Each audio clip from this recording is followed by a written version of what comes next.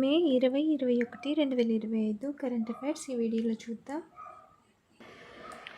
ప్రపంచ మహమ్మారి వ్యతిరేక ఒప్పందం. భవిష్యత్తులో తలెత్తే మహమ్మారులను సమర్థంగా సమైక్యంగా ఎదుర్కొనే ఉద్దేశంతో ప్రపంచ ఆరోగ్య సంస్థ WHO సభ్య దేశాలు తొలిసారిగా 2025 మే 20న ప్రపంచ మహమ్మారి వ్యతిరేక ఒప్పందం కుదుర్చుకున్నాయి.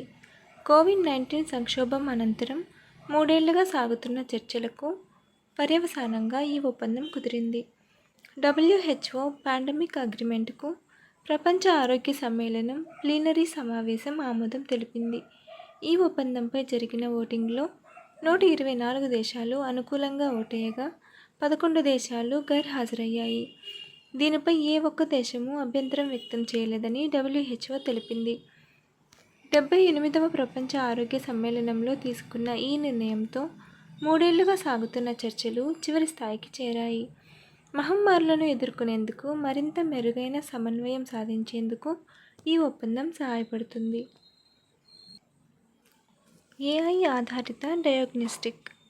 దేశంలో మొదటిసారిగా హైదరాబాద్లోని ప్రభుత్వ ఆసుపత్రి నీలోఫర్లో సూదితో పొడవాల్సిన అవసరం లేకుండా రక్త పరీక్ష చేసే AI ఆధారిత డయాగ్నోస్టిక్ను అందుబాటులోకి తెచ్చారు.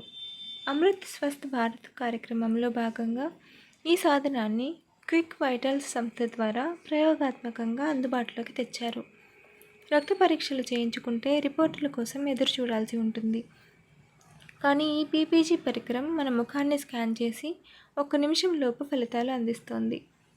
LED ట్రైపోడ్కు అమర్చిన PPG పరికరంతో అనుసంధానితమైన సెల్ఫోన్ స్క్రీన్ వైపు 30 నుంచి 40 సెకన్లు చూస్తే చాలు రక్తపోటు, ఆక్సిజన్, హార్ట్బీట్, రెస్పిరేషన్, HRV, ఒత్తిడి స్థాయిలు, haemoglobin, pulse, respiratory quotient, sympathetic, parasympathetic activity వంటి సమస్యలు తెలుసుకోవచ్చు.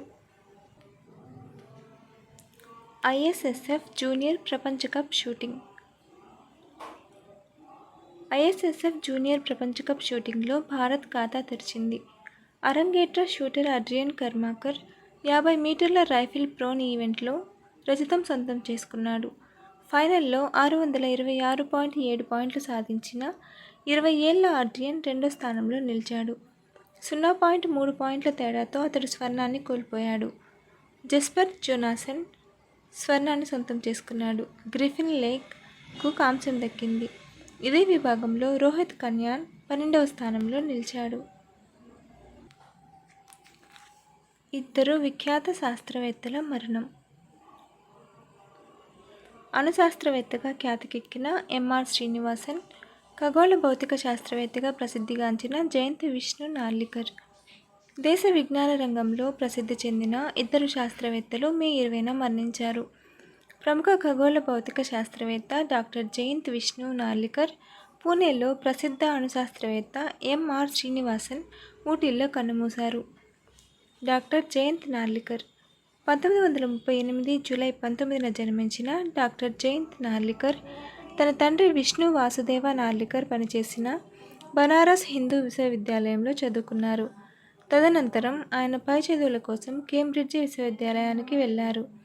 తనకు డాక్టోరల్ సలహాదారుగా ఉన్న ఫ్రెడ్ హాయిల్తో కలిసి ఆయన హాయిల్-నార్లికర్ గురుత్వాకర్షణ సిద్ధాంతాన్ని కనుగొన్నారు. స్వదేశానికి తిరిగి వచ్చిన అనంతరం 1972 నుంచి 1989 వరకు Tata institute of fundamental research సంస్థలో పనిచేశారు. 1988లో UGC అంతర్ విశ్వవిద్యాలయ ఆస్ట్రానమీ, ఆస్ట్రోఫిజిక్స్ కేంద్రం ఏర్పాటు చేయాల్సిందిగా ఆయనను ఆహ్వానించింది. ఆ కేంద్రానికి ఆయన వ్యవస్థాపక డైరెక్టర్గా ఉన్నారు. 2003లో రిటైర్ అయ్యేంత వరకు ఆయన ఆ పదవిలో కొనసాగారు. తదనంతరం ఆయన IUCAAకు గౌరవ ప్రొఫెసర్గా కొనసాగారు.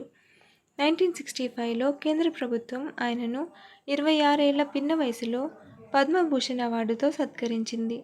2004లో ఆయన పద్మవిభూషణ్ అవార్డును, 2011లో మహారాష్ట్ర భూషణ్ అవార్డును అందుకున్నారు.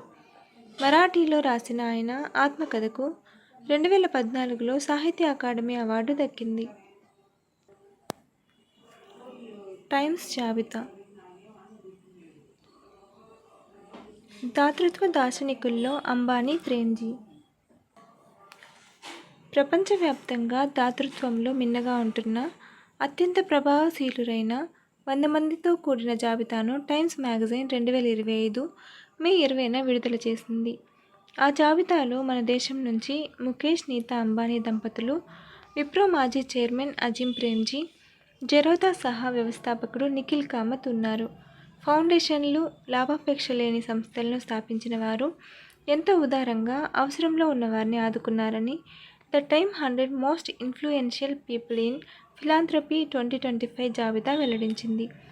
దీని ప్రకారం నీతా, ముఖేష్ దంపతులు 2024లో 407 కోట్లు విరాళంగా ఇచ్చారు. ఈ దంపతుల వ్యాపార సామ్రాజ్యం $110 బిలియన్ ఉంది. భారత్లో అత్యంత ఉదారత కలిగిన వ్యక్తుల్లో ప్రేమ్జీ ఒకరు. 2013లో గివింగ్ ప్లెడ్జ్పై సంతకం పెట్టిన తొలి భారతీయుడు ప్రేమ్జీనే. 25 ఏళ్ల కిందట ఫౌండేషన్ పెట్టి $29 బిలియన్ పైగా విలువైన షేర్లను తన కంపెనీ నుంచి ఫౌండేషన్కు బదిలీ చేశారు.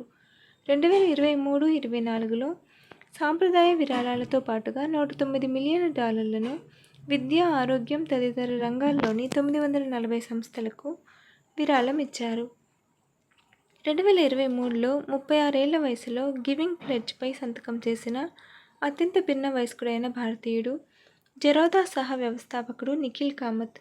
పర్యావరణ, విద్యా ప్రాజెక్టులకు నిఖిల్ ఇప్పటికే భారీ స్థాయిలో నిధులిచ్చారు. బ్రిటన్కు చెందిన దిగ్గజ ఫుట్బాల్ ఆటగాడు డేవిడ్ బెక్హామ్, అమెరికా అపర కుబేరుడు వారెన్ బఫెట్తో పాటు మిలిందా గేట్స్, బ్రిటన్కు చెందిన prince William, princess of Wales Catherine తదితరులు ఈ జాబితాలో ఉన్నారు. ఇంటెలిజెన్స్ బ్యూరో చీఫ్ పదవీకాలం పొడిగింపు. Intelligence bureau chief Tapan Kumar Deka పదవీకాలాన్ని కేంద్ర ప్రభుత్వం మరో ఏడాది పాటు పొడిగించింది. దీని ప్రకారం 2026 జూన్ వరకు లేదా తదుపరి ఆదేశాలు వచ్చే వరకు ఆయన ఈ పదవిలో కొనసాగనున్నారు. ఉగ్రవాద కార్యకలాపాలకు సంబంధించిన కేసులను సమర్థంగా పరిష్కరించిన తపన్ కుమార్ పదవీకాలాన్ని పొడిగించడం ఇది రెండోసారి. 2024లోనూ ఆయనకు తొలిసారి పొడిగింపు లభించింది. హిమాచల్ ప్రదేశ్ కేడర్కు చెందిన తపన్ కుమార్ 1988 బ్యాచ్ ఐపీఎస్ అధికారి. ఈయన గతంలో 2 దశాబ్దాల పాటు ఐబీ ఆపరేషన్స్ విభాగానికి అధిపతిగా వ్యవహరించారు. 2008 ముంబై 26/11 ఉగ్రదాడి సమయంలో కౌంటర్ ఆపరేషన్లకు ఆయన నేతృత్వం వహించారు. సంపూర్ణ అక్షరాస్యత సాధించిన మిజోరాం. దేశంలో సంపూర్ణ అక్షరాస్యత సాధించిన రాష్ట్రంగా మిజోరాం రికార్డు సృష్టించింది. ఈ మేరకు మిజోరాం యూనివర్సిటీలో జరిగిన ఓ కార్యక్రమంలో ఆ రాష్ట్ర సీఎం లాల్ దుహోమా, కేంద్ర విద్యాశాఖ సహాయ మంత్రి జయంత్ చౌధరి సమక్షంలో ఈ విషయాన్ని ప్రకటించారు. అన్నా మిత్ర యాప్ ప్రారంభం. ప్రజా పంపిణీ వ్యవస్థలో సాంకేతిక పరిజ్ఞానం ప్రవేశపెట్టే ప్రయత్నాల్లో భాగంగా కేంద్ర ఆహార మంత్రి ప్రహ్లాద్ జోషి 2025 మే 20న డిపో దర్పణ్ పోర్టల్తో పాటు అన్నమిత్ర, అన్న సహాయత అనే యాప్లను ప్రారంభించారు. అన్నమిత్ర మొబైల్ యాప్ ప్రజా పంపిణీ వ్యవస్థకు సంబంధించిన సమాచారాన్ని లబ్ధిదారులకు చేరుస్తుండగా, అన్న సహాయత యాప్ ఫిర్యాదుల నమోదుకు ఉపయోగపడుతుందని ఆహార శాఖ తెలియజేసింది. ఆహార ధాన్య డిపోల ఉద్యోగులు క్రమపద్ధతిలో తమ కార్యకలాపాలను నిర్వహించుకునేందుకు, స్వయంగా తమ పనితీరును అంచనా వేసుకునేందుకు వీలుగా డిపో దర్పణ్ పోర్టల్ రూపొందించారు. Follow for more